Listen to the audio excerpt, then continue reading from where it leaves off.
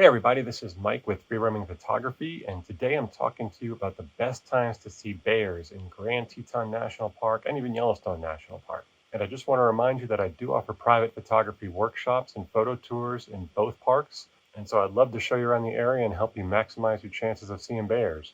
If you want more information on that, you can click on the link in the description. So with that being said, when is the best time to see bears in Grand Teton or Yellowstone National Parks? Technically, you could see bears any time of year, but of course, there are two seasons where the activity really peaks. One, of course, is in fall when all the berries are ripening. Now, historically, this time tends to favor black bears over grizzlies, but the sightings are frequent and pretty easy to come by, especially in Grand Teton National Park. In Grand Teton specifically, it usually begins in mid to late August as the hawthorn berries and other berries are beginning to ripen, and this can last well into early October. Grizzlies will, of course, still be out this time of year doing the exact same thing, but typically black bears are the more reliable sighting during this time of year.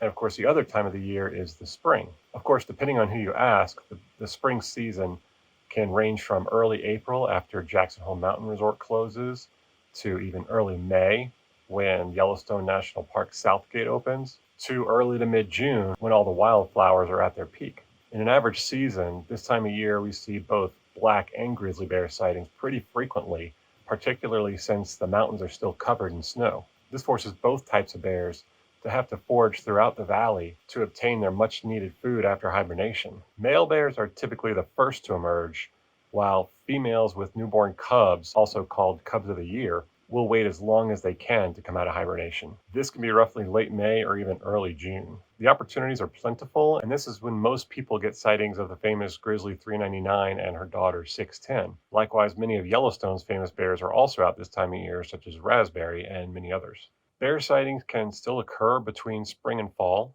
but the warmer days forces them, like many of the animals here, to conserve their energy and lay low in shady spots or just nap throughout the day. Once the fall starts to fade away, most black bears have gone in for hibernation, while a few grizzly bears will stay out to try to put on a few extra pounds from any other food sources that they can find before the snow gets too thick.